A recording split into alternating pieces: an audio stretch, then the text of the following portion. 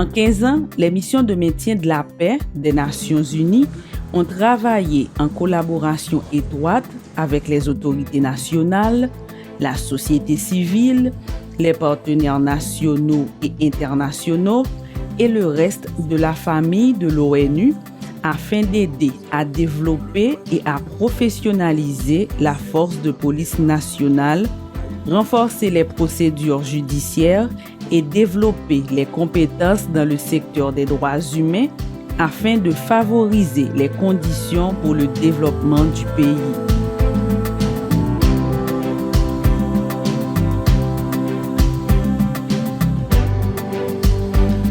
En 2004, une crise politique et sécuritaire conduit à une situation d'instabilité, avec des confrontations armées et des manifestations dans les rues. Le président de la Cour suprême a assumé les fonctions de président par intérim et requis le déploiement des casques bleus des Nations Unies. Ainsi, le Conseil de sécurité a adopté la résolution 1529 autorisant une force intérimaire multinationale en février 2004, remplacée par la MINUSTAH en juin 2004. Le mandat de la mission se concentre sur 3 piliers. Assurer un environnement sécurisé et stable en renforçant les institutions judiciaires et de l'état de droit, appuyer l'engagement politique et promouvoir les droits humains.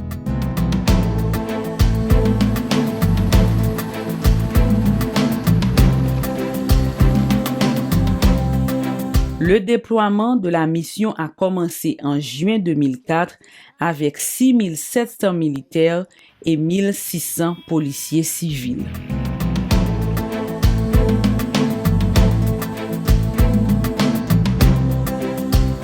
L'une des premières priorités de la mission était de rétablir rapidement la paix et la sécurité grâce à des patrouilles, des checkpoints de sécurité et des opérations de lutte contre la criminalité menées conjointement avec la police nationale d'Haïti, notamment dans les zones de non-droit pour protéger la population des gangs armés. Donc, la police, appuyée par les ministères, pourra livrer une bataille dès 2004 et dès 2006 et puis qui pourra culminer dans l'action que nous connaissons dans la Cité Soleil en décembre, qui pourra nous de façon très claire et volonté que le président a affichée pour nous finir avec gang armés qui réfugient dans les territoires pays et qui a assumé deuil, qui a fait deuil et qui a fait chantage avec nous. Donc c'est comme ça et la police arrive à démanteler toute gang qui existe au vu au sud de tout le monde et en même temps arrêter tout individu qui était chef de gang.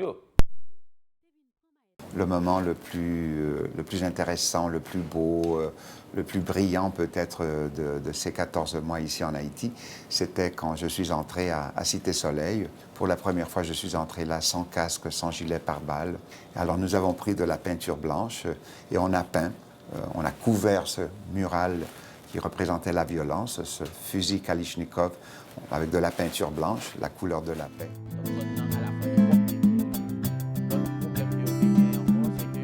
Il y a des jeunes dans la communauté qui disent nous ne pouvons pas faire rien, nous avons besoin de formation professionnelle. Dans le cadre de la formation professionnelle, nous prenons un ensemble de jeunes qui sortent dans le quartier. La MINUSTAH a adapté sa stratégie de désarmement, démobilisation et réintégration DDR pour créer des initiatives de réduction de la violence communautaire, RVC, qui ont bénéficié à des Haïtiens vivant dans des zones qui sont sous l'influence des gangs, en particulier des jeunes et des femmes.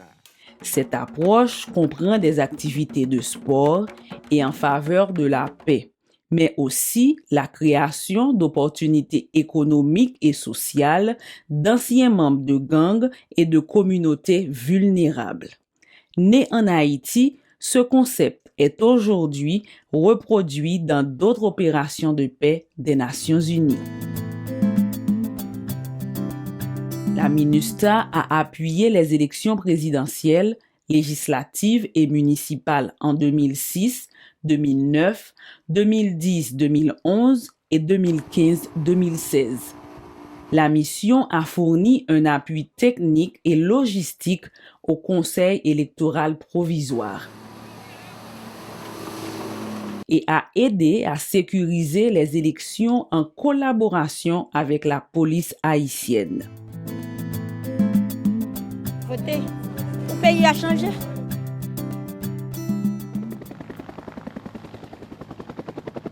La MINUSTA a également travaillé avec les autorités haïtiennes et avec des partenaires nationaux et internationaux pour sensibiliser les électeurs et promouvoir la participation des femmes dans le processus politique électoral.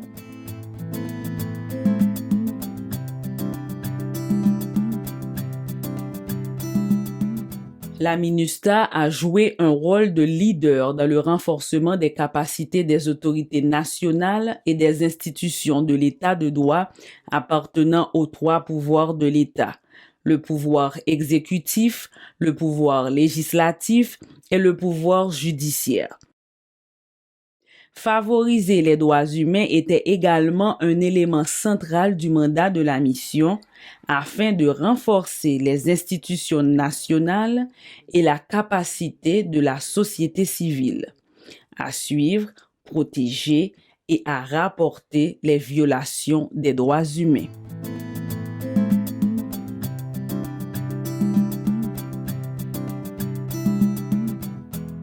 La MINUSTA a appuyé le développement et la professionnalisation de la police nationale d'Haïti en renforçant ses capacités grâce au recrutement et à la formation de personnel.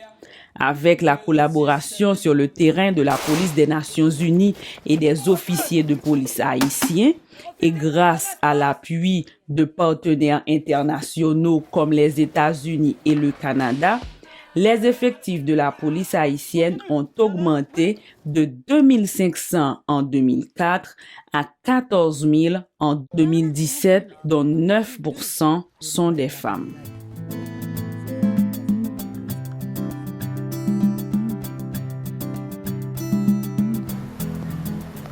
Lors des derniers 15 ans, Haïti a connu des catastrophes naturelles récurrentes.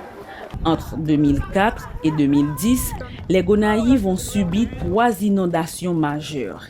Et 6 ans après le séisme qui a touché Haïti en 2010, l'ouragan Mathieu a dévasté le sud en 2016.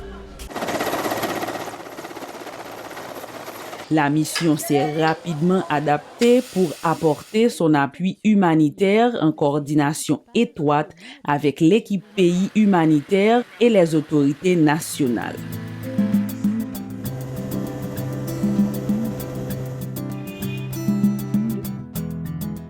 Le 12 janvier 2010, un séisme de magnitude 7 frappe Haïti. 3 millions de personnes ont été affectées, avec 1,5 million de déplacés et environ 200 000 morts, dont un tiers des fonctionnaires du pays. L'infrastructure du pays a été détruite. La catastrophe a mis à mal les progrès effectués au cours des années précédentes. Ce jour-là, 102 collaborateurs des Nations Unies ont perdu leur vie au siège de la MINUSTA. Le séisme de 35 secondes reste ancré dans la mémoire collective des Haïtiens et des Nations Unies, non seulement pour l'ampleur de la tragédie, mais aussi pour la solidarité sans précédent qui a suivi la catastrophe. En réponse, le Conseil de sécurité des Nations Unies a demandé à la mission d'assister la reconstruction d'Haïti en collaboration étroite avec les autres entités des Nations Unies.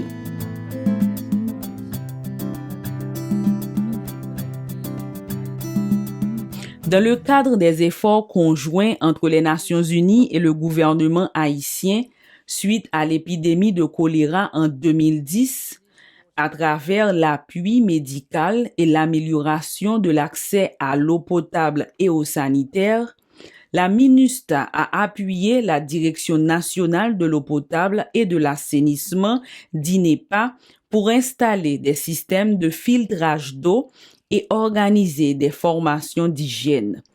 En 2016, le secrétaire général a lancé la nouvelle approche contre le choléra qui a pour objectif d'éliminer la transmission du choléra et de fournir un appui matériel aux communautés les plus affectées par la maladie. Depuis le pic de l'épidémie en 2010, le niveau de choléra a été réduit de 18 500 cas supposés par semaine à la confirmation de 0 cas début 2019. En 2019, la transmission zéro a été maintenue pendant 7 mois consécutifs, prouvant que vaincre le choléra est possible. 25 communautés parmi les plus affectées du pays sont aujourd'hui approvisionnées en appui matériel grâce à une approche participative dirigée par les communautés. Le secrétaire général continue à prioriser la nouvelle approche contre le choléra, appelant les États membres à fournir un appui financier. Après avoir rempli son mandat, la MINUSTAH a fermé le 15 octobre 2017 pour laisser place à la mission des Nations Unies pour l'appui à la justice, MINUJUST. La MINUJUST, de taille plus réduite et dépourvue de composantes militaires, s'est concentrée sur l'appui au renforcement de la police nationale d'Haïti, des institutions de l'État de droit et la promotion des droits humains. La MINUJUST a commencé avec 350 personnels civils, 7 contingents de police et 295 officiers de police individuels.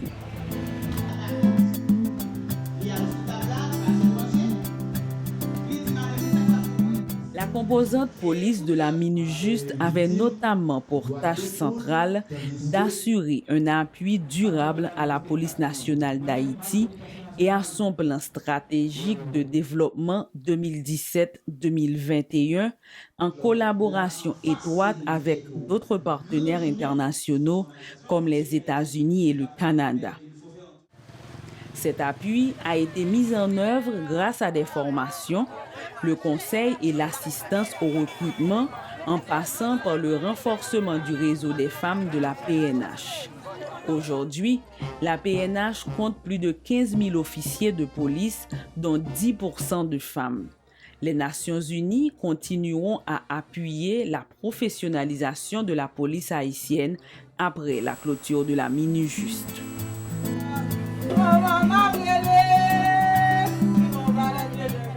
La MINUJUST a travaillé également avec la direction de l'administration pénitentiaire pour améliorer les conditions des détenus et apporter un accompagnement dans la certification des prisons. La MINUJUST a travaillé aussi en appui au système judiciaire pour améliorer l'accès à la justice pour tous les Haïtiens.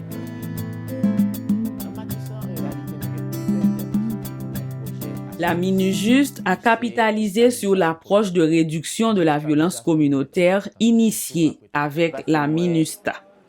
Plus de 75 000 personnes, dont 3 700 femmes, ont bénéficié des projets qui fournissent des formations, des outils pour générer des revenus, la facilitation du dialogue, l'engagement civique et la défense des droits humains.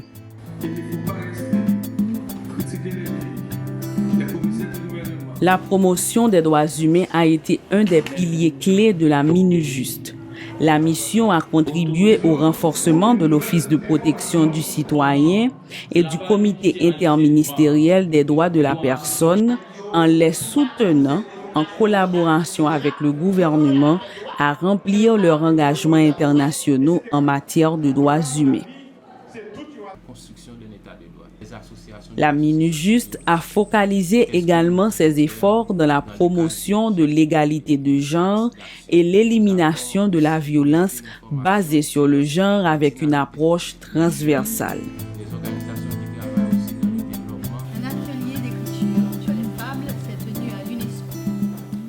Dans le cadre de ces actions de plaidoyer et de renforcement de capacités, la MINUJUST a également promu différentes activités pour écouter la voix des jeunes, dont le projet Il était une fable, en collaboration avec les écrivains Savannah Savary et Franck Etienne. La clôture de la MINUJUST, le 15 octobre 2019, met fin aux opérations de maintien de la paix en Haïti et ouvre la porte à une nouvelle configuration des Nations Unies et un nouveau partenariat.